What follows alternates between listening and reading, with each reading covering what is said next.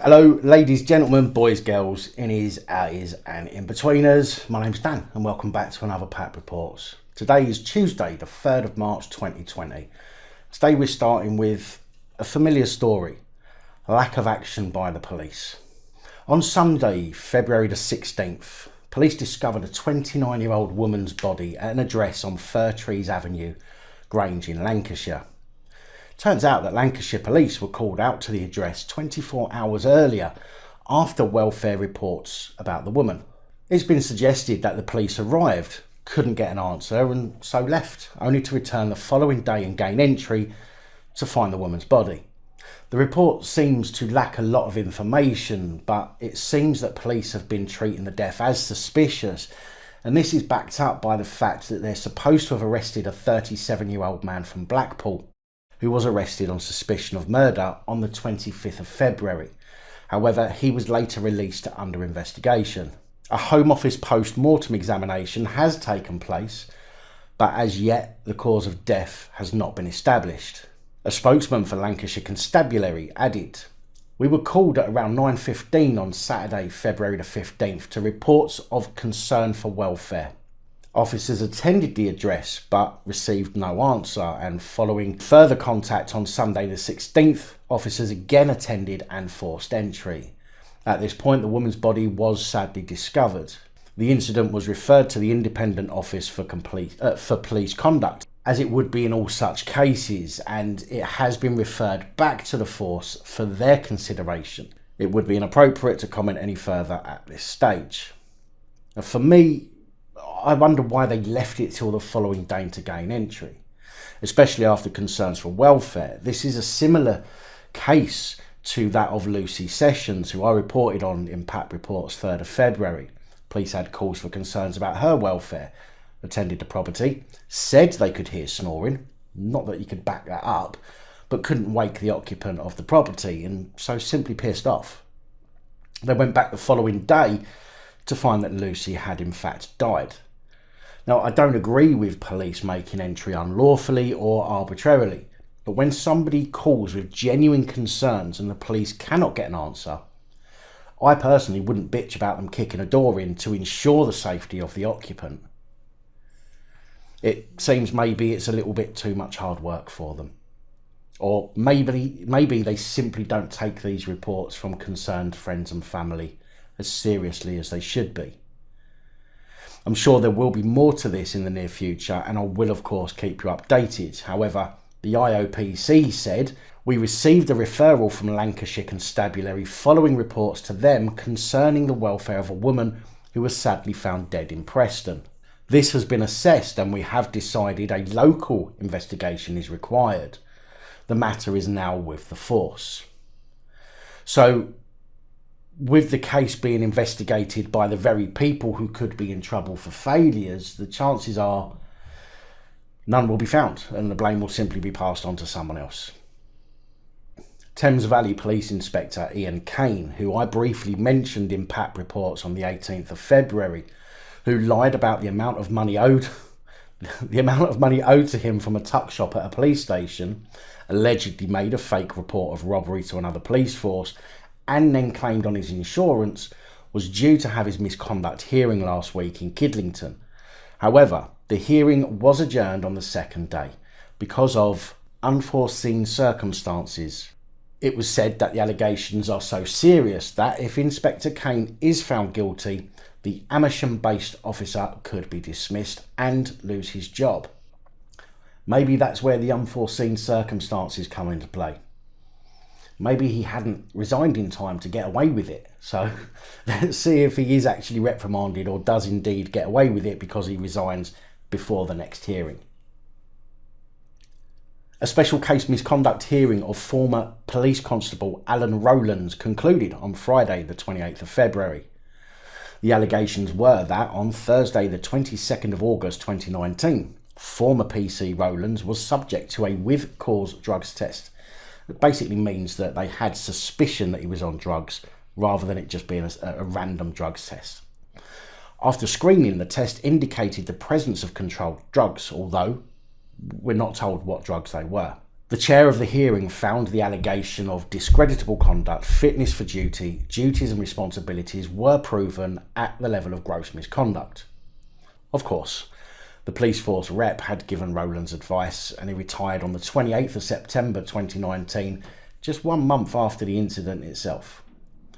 Had he still been a serving officer, the misconduct hearing said he would have been dismissed without notice, which is all well and good. But where's the punishment? This whole concept of allowing people to retire and keep their pensions is one of the dumbest things. Imagine how much money the police could actually claw back if they actually sacked people and they forfeited their pensions.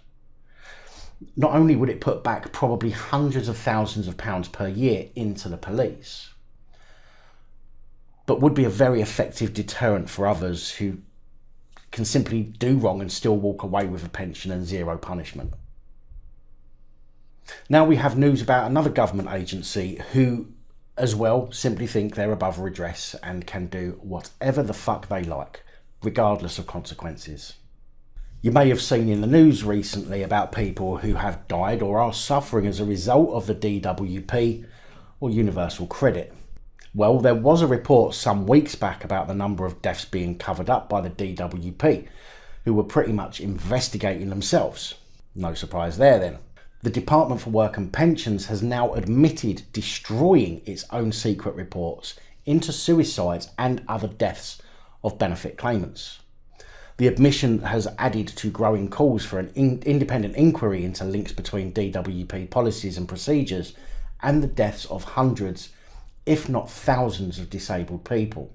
DWP has now admitted that it destroyed vital evidence of those links, with some of the reports that have been trashed apparently less than 5 years old at the time of destruction.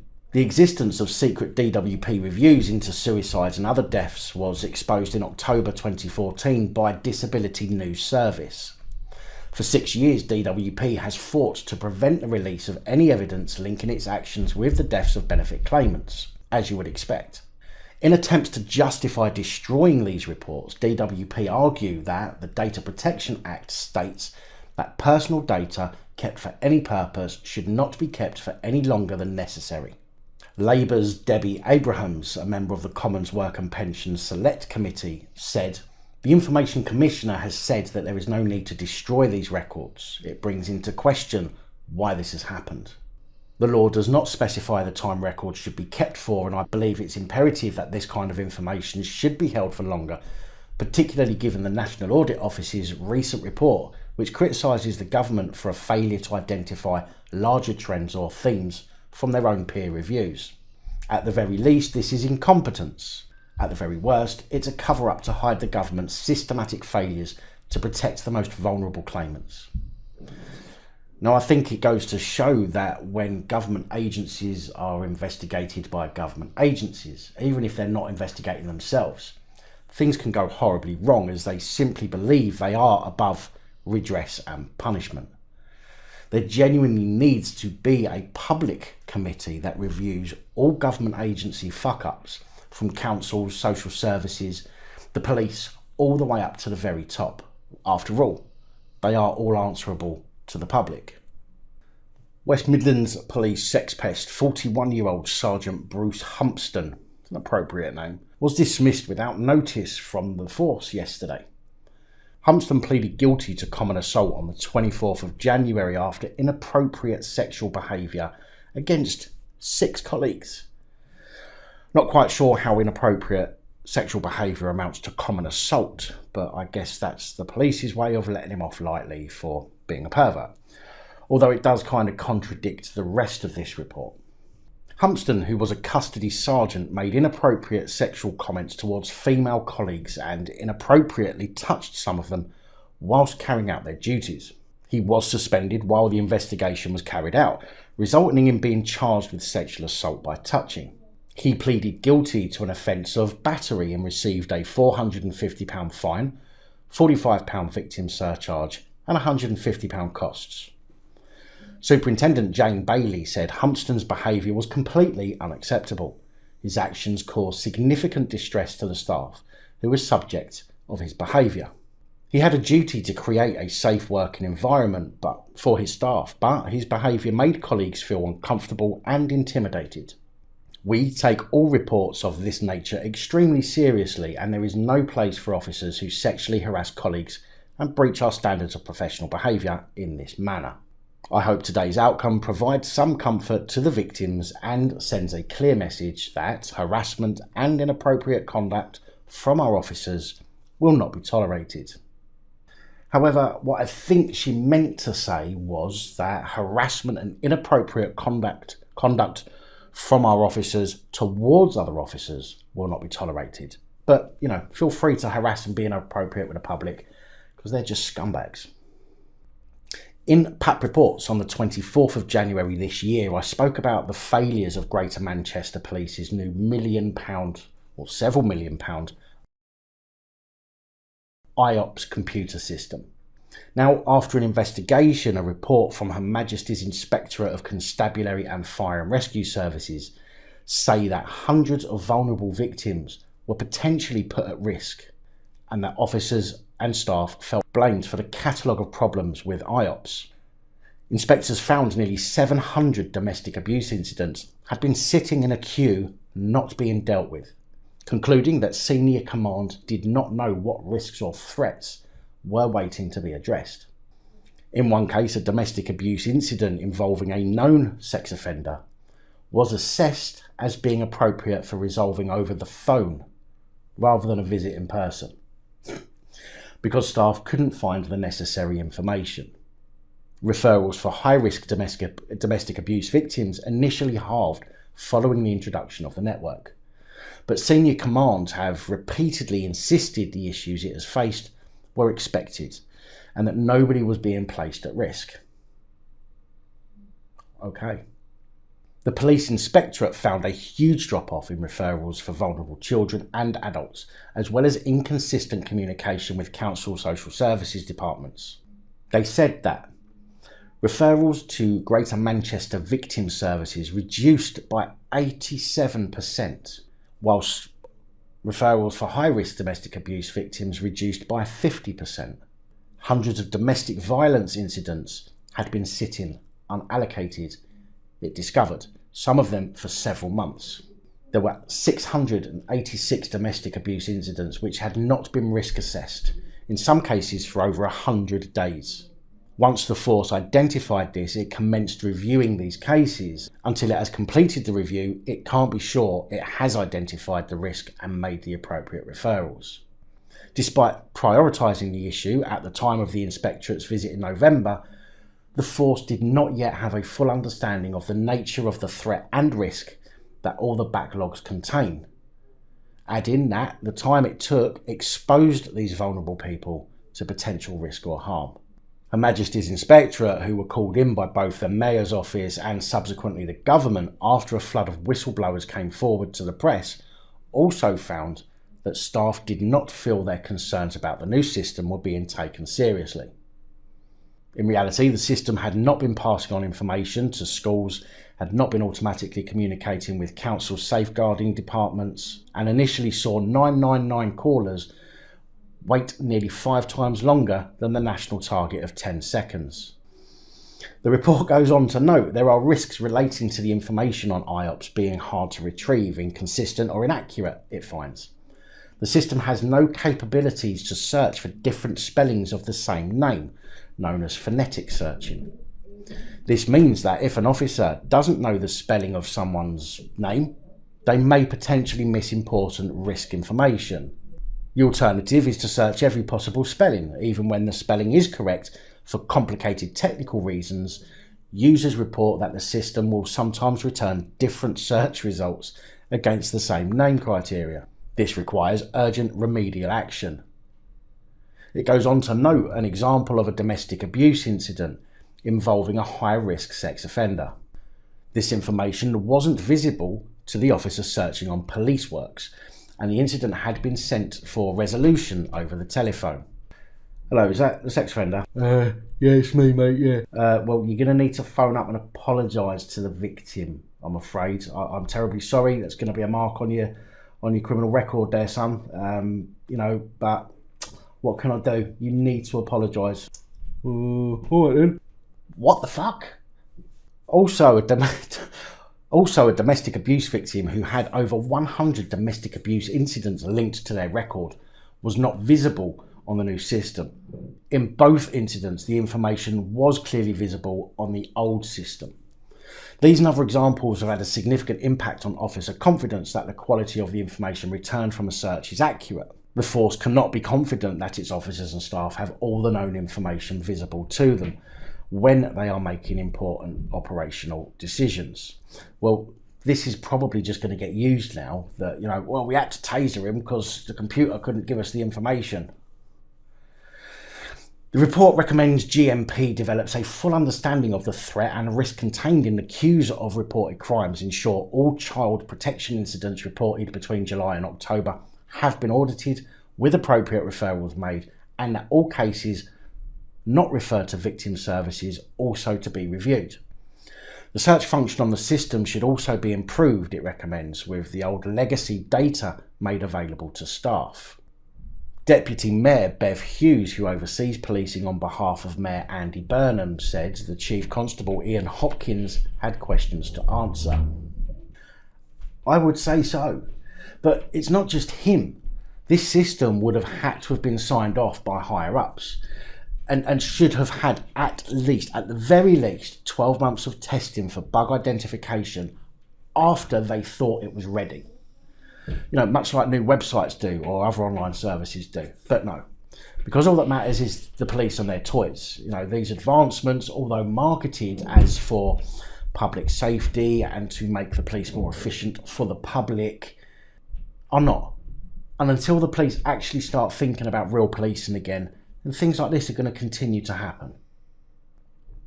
Lastly, but not least, thanks to Stephen again for the link to this one. If you live in Northumbria, you may be interested to... No, that's wrong. It may protect you to know... That's better. It may protect you to know that the number of Tyneside